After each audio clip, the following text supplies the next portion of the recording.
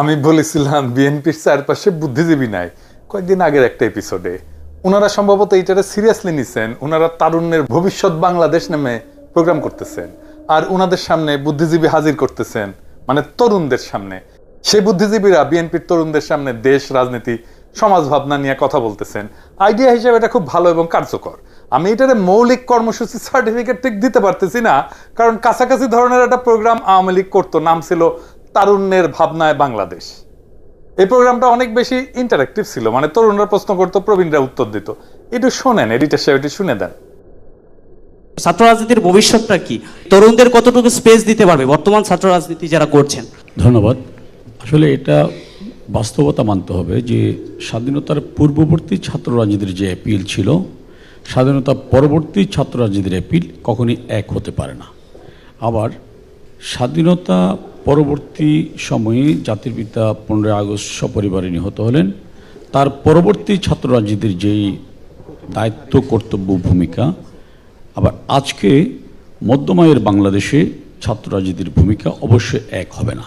আর এটা দেখেন, বাংলাদেশ টেলিভিশন এখনো রেখে দিছে তাদের এই বালসালগুলা তাদের ইউটিউব চ্যানেলে। দেখেন, সবাইকে শুভেচ্ছা জানাচ্ছি। বাংলাদেশ আওয়ামী লীগ প্রচার ও প্রকাশন উপকমিটির নিয়মিত আয়োজন তারুণ্যের ভাবনায় আওয়ামী লীগ।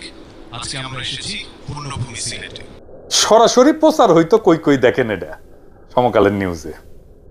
বিএনপি করতেছে তারুণ্যের সমাবেশ, আর আওয়ামী লীগ করতো তারুণ্যের জয়যাত্রা। একই জিনিস, ওই একই মদ ভিন্ন বোতলে আর কি। তো বিএনপি এই সেমিনারে যাদেরকে নিয়ে আসতেছে তাদের কেউ কেউ বুদ্ধিজীবী হিসেবে খুবই উঁচু মানের, সমসাময়িক ইন্টেলেকচুয়াল, কোনো সন্দেহ নাই। যেমন ধরেন শহীদুল আলম, তারপরে ডাক্তার জাহেদ, আবার দেখলাম আব্দুল নূর তুষার কেউ আনিছে। এটা আমি বলবো ভালো চয়েস। যাই হোক, যতই সমালোচনা থাকুক, ছাত্র জীবনে ছাত্রলীগ করতো, কিন্তু ওই যাকে বলে আর কি একেবারে মাথা বেঁচে দেওয়া আওয়ামী লীগ আর না আর কি। তো তুষার আবার আওয়ামী লীগ, তো আওয়ামী লীগের কুরকুরে নিয়ে থাকবি। বিএনপির লোকেরাই করছে তুষারকে কেন নিয়ে আসছে, কারণ তুষার আওয়ামী লীগ হইলো এখন বিএনপির কথাই কবে।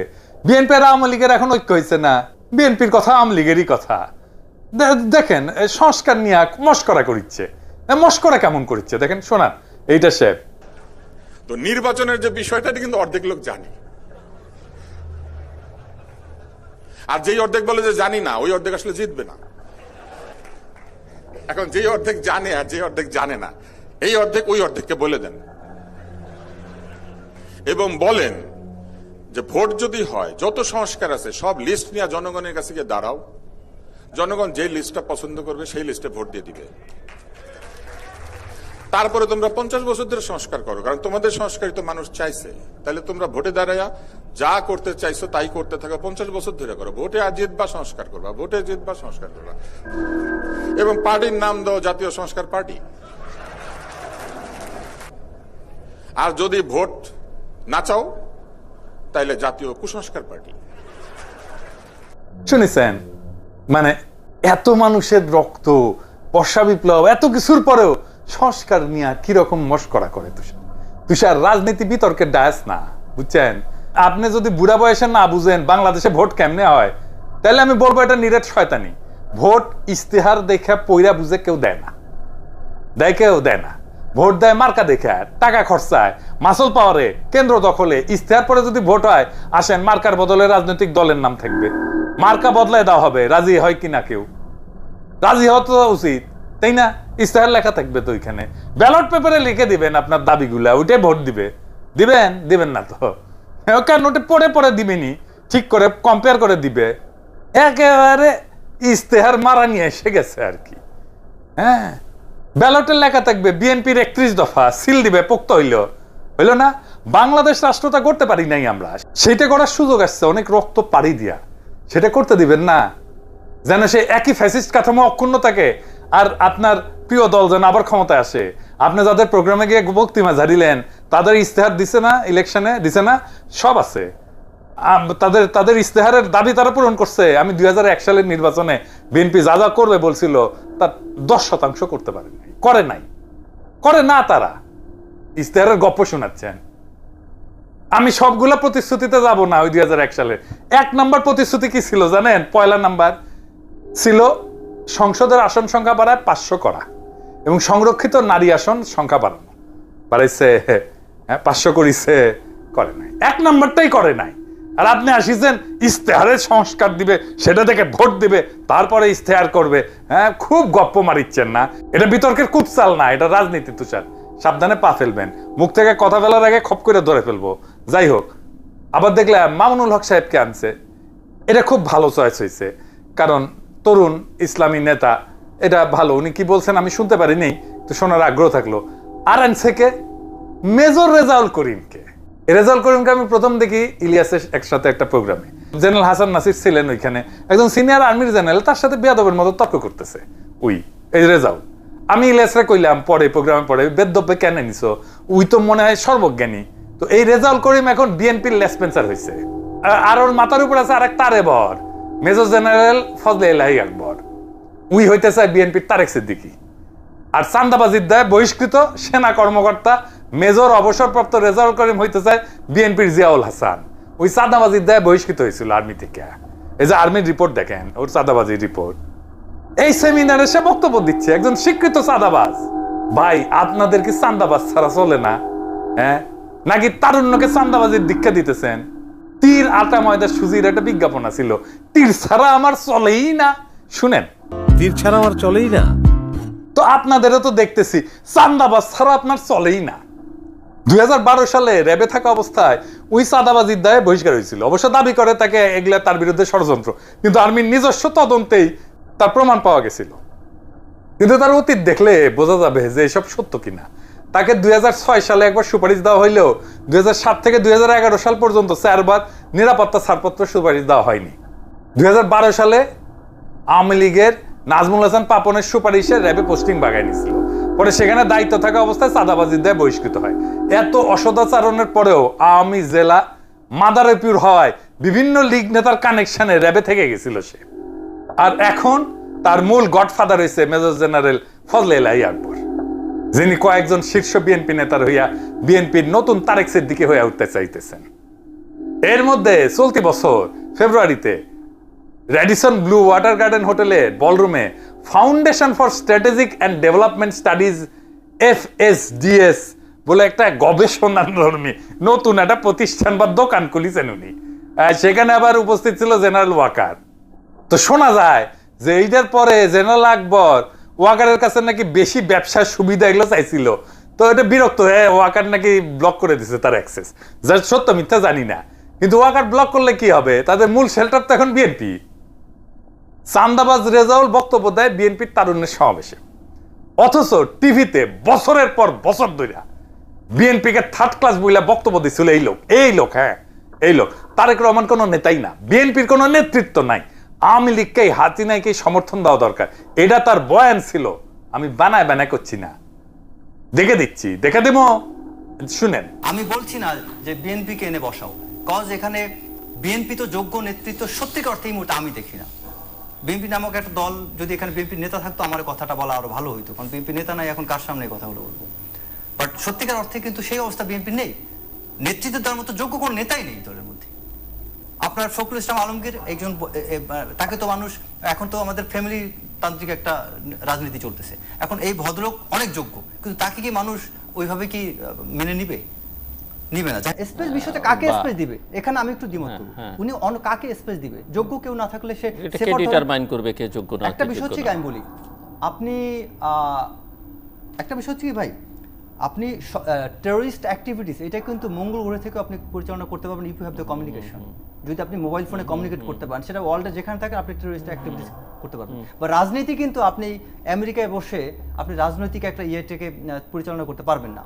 আর তারপরে যেটা হচ্ছে যে বাংলাদেশে এখন সত্যিকার অর্থে আপনি অনেক কর্মী আছে দেখবেন, আমি নাম ধরেই বলি, ধরেন বিএনপির কথাই বলি, বিএনপির প্রচুর কর্মী আছে মাঠে, বিএনপির সমর্থকের কিন্তু অভাব নেই বা নেতাদের কিন্তু অভাব নেই, কিন্তু প্রত্যেকটা দলের কিন্তু একজন প্রধান থাকেন, মানে মেইন পিভটিং একটা ফিগার থাকেন। সেটা কি আছে তাদের? বা কোনো একটা দলকে আছে বলেন যে এই দলের একজন যোগ্য নেতৃত্ব আছে যিনি বাংলাদেশে ভবিষ্যতে আরেকটি রাজনৈতিক দল যিনি পরিচালনা করতে পারবেন, কেউ আছে? যদি সেটা না থাকে তাহলে সেক্ষেত্রে আমাদের একটাই ভরসা, সেটা হচ্ছে বর্তমান সরকারকে সমালোচনা করে হোক যে করে হোক তাকে আমার লাইনে আনতে হবে। এইবার দেখেন সে এখন কি বলতেছে, এটা শুনেন। 5 আগস্টের পূর্বে যেখানে ছাত্রদল সহ সব ছাত্র সংগঠনের অগ্রণী ভূমিকা ছিল, কিন্তু আমরা এখানে দেখতে পাই যে আমাদের এই বৈষম্য বিরোধী ছাত্র আন্দোলনের বিশেষ এক গোষ্ঠী যারা এখন এনসিপি পার্টি গঠন করেছে, তারা একক ক্রেডিট নেওয়ার চেষ্টা করেছে। যদিও এখানে তারেক রহমান বদান্যতার পরিচয় দিয়েছেন, তিনি কখনো ক্রেডিট নেওয়ার চেষ্টা করেন নাই। যে তার উদারতা মানে এই নয়, সেটা তার দুর্বলতা। আমরা চাই বিএনপির সেই পুরনো ঐতিহ্য ইমেজ ফিরিয়ে আনতে। সেই ইমেজ ফিরে আনার জন্যই আজকে তারেক রহমান বিএনপির প্রতি যে সহনশীলতা দেখাচ্ছেন, সবাইকে ধৈর্যশীল হতে বলছেন, এটাকে আমি সত্যি প্রশংসা করি। তরুণদের নিয়ে তারেক রহমানের ভাবনা, তরুণদের জন্য করণীয় কিছু বিষয়গুলো বলব। আচ্ছা, তরুণদের নিয়ে আমি তারেক রহমানের ভাবনার কথাটা আমি অলরেডি বলেছি। এই তারেক রহমান তরুণদের নিয়ে এই নির্বাচনী কাজগুলো খুব সুন্দরভাবে করেছিলেন। দল গঠনে, দলে তরুণদেরও সম্পৃক্ত করা, একটা সুন্দর সুষ্ঠু ভোটাধিকার প্রতিষ্ঠার জন্য তিনি এককভাবে কাজ করে গিয়েছিলেন। 2002 সালে 3 সালে যখন তারেক রহমান জিয়াউর রহমান ফাউন্ডেশনের নামে বাংলাদেশের পথে প্রান্তরে যখন ছুটে বেড়ান, তারেক রহমান হেঁটে যাচ্ছে, এই পথে হাঁটতে থাকলে তারেক রহমানকে আজকে আমরা যে জিয়াউর রহমানের সাথে তুলনা করি, আজকে তারেক রহমান সেই জিয়াউর রহমানকে হয়তো ছাড়িয়ে যাবেন। এবং বাংলাদেশে সেটা সম্ভব, কারণ জিয়াউর রহমানের শিক্ষার জন্য তার কোনো উত্তরসূরি ছিল না, বা তারেক রহমানের শিক্ষার জন্য জিয়াউর রহমানের আদর্শ আছে। যে কারণে আপনাদের মনে রাখতে হবে তারেক রহমান কোথায় যেতে পারে। এই 3 আগস্ট তখন এই তরুণ অফিসাররা জেগে উঠেছিল তারেক রহমানের অনুপ্রাণে উদ্বুদ্ধ হয়ে, আর তারা বিশ্বাস করে এটা একমাত্র এই তারেক রহমান দ্বারাই বাস্তবায়ন সম্ভব, আর কেউ না। তারেক রহমান কি করেছিলেন? তিনি হাওয়া ভবনে সরকারের সকল সুবিধা থেকে বের হয়ে এসে হাওয়া ভবন অফিসে তিনি কর্ম শুরু করেছিলেন। কেন? দলকে সরকারের প্রভাবমুক্ত রাখার জন্য তিনি দলীয় কাজ ভিন্ন জায়গায় করেছিলেন। এটাকে আমাদের হাততালি দিয়ে প্রশংসা করা উচিত। এই চাঁদাবাজকে বিএনপির অনুষ্ঠানে দেখার পরে সেনাবাহিনীর মধ্যে অনেকেই বিলা হয়েছে। আমাকে অন্তত 10 জনের মতো ফোন করেছে সেনা কর্মকর্তা, বলছে যে এটা কি করলো বিএনপি, কি করিচ্ছে, ওই করে কি আসলে। রেজাউল করিম রেজা চাঁদাবাজি করে, এখন বর্তমান পেশা চাঁদাবাজি। ঢাকা বিএনপির একাধিক বড় নেতার কাছে পর্যন্ত সে চাঁদা দাবি করছে। 2022 সালে লীগের সময় লেফটেন্যান্ট জেনারেল আকবরের সুপারিশে অ্যাডজাঙ্ক ফ্যাকাল্টি হিসেবে বিইউপিতে চাকরি পায়, আর ওই অনার্সের 2nd ক্লাস, 3rd ক্লাস ছাত্র, অনার্সের 2nd ক্লাস পাওয়া মাল, এইটা কি পড়ায় কে জানে। রেজার দেশের বাড়ি চরম আওয়ামী এলাকা, মাদারীপুরের কালকিনি উপজেলা। আর জেনারেল আকবরের সাথে পিছিয়ে আছে বিএনপির কিছু কেন্দ্রীয় নেতা। আজকে কলে আপনাদের নাম নিলাম না, মনে রেখেন কিন্তু, নিমু আর একদিন। খেলা এখানে শেষ না, আরো আছে।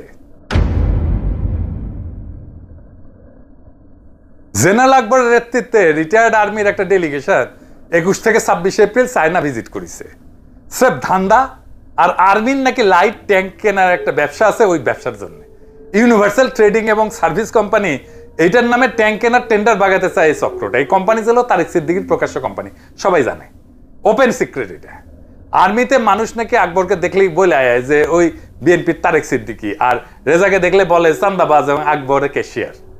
এবং এই 2 জনের কারণে আর্মিতে বিএনপির ইমেজ ক্ষুণ্ণ হইতেছে, বিএনপিকে ঘৃণা করা শুরু করছে আর্মি অফিসাররা।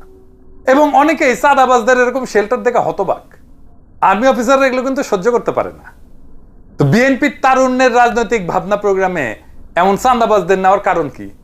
যদি আমি জানছি যে মাহদি আমিন তারে ডাকতে চায় নাই, কিছু সিনিয়র নেতা নাকি তাকে বাধ্য করছে, এখনো রক্তের দাগ শুকায়নি। আর এই সমস্ত বাটপারেরা এখনই তারেক সিদ্দিকী আর জিয়াউল হাসান হইতে চাইতেছে, তাও আবার ক্ষমতায় আসতে চাও বিএনপির ব্যানার ব্যবহার কইরা। আমি বিএনপির সমালোচনা করি, কঠোর সমালোচনা করি, তখনই করি যখন ক্ষমতায় আসতে যাইতেছে সে, যখন সে দুর্বল মার খাইতেছে, তখন সে বিএনপিকে গালাগালি কইরা এখন ক্ষমতার মধু খাইতে আসছে, আর আপনারা তারে মধু খাইতে আসতে দিলেন। মানে ওরে না রাখলে আপনাদের প্যানেল পূর্ণ হইতো না, ওর ক্রেডিবিলিটি বাড়াইলেন বাকি সবার ক্রেডিবিলিটির বিনিময়ে। এইটা আপনারা করতে পারেন না। তো মুড়ি মুরকির এক দর হয় না। ওইখানে স্টেজে যারা বসছে তারা সকলেই যোগ্য, একমাত্র রেজাউল ছাড়া। এরকম একটা গান্দা মাল রে আইনেন না, আর কর্মীদের সামনে হিরো বানায়েন না, আপনার দল সাফার করবে। তারুণ্যের মঞ্চে যদি চাঁদাবাজ বসে তবে সেটা মঞ্চ না, সেটা খচ্চরের সার্কাস। যদি ভবিষ্যতে স্বপ্ন আঁকেন ভাঙা আয়নায়, তবে নেতৃত্ব না, তখন আপনি প্রতারণার একজন কারিগর হইয়া ওঠেন। যদি আপনি ইতিহাসকে খুন কইরা বাটপারের গলায় মালা দেন, তবে আপনি আর আওয়ামী লীগের মধ্যে পার্থক্য কোথায় রাখলেন? এই তারুণ্যের সমাবেশে যে সমস্ত কর্মীদেরকে আনছেন, এগুলো মাটির তরুণ, তারা নায়ক চায়, ক্যাশিয়ার না। তারা বাঁচাতে চায় দেশকে, বেচতে চায় না তারা দেশকে। তারা উঠে দাঁড়াবে, এই বেঈমানদের থাপড়ায় নামায় দিবে। কারণ রাজনীতি যদি হয় সংগ্রাম, তবে সংগ্রামের মঞ্চে ধান্দাবাজ চলবে না, তারা মুখ চায় থাকবে না। আর তারা বলবে যে খুন করে সেনাবাহিনীর সুনাম, তার ঠাঁই রাজপথের রাজনীতির মঞ্চে না। যে দুর্নীতিকে আদর্শের জায়গায় বসায়, তার বক্তৃতা কেন শুনবে আজকের তরুণ?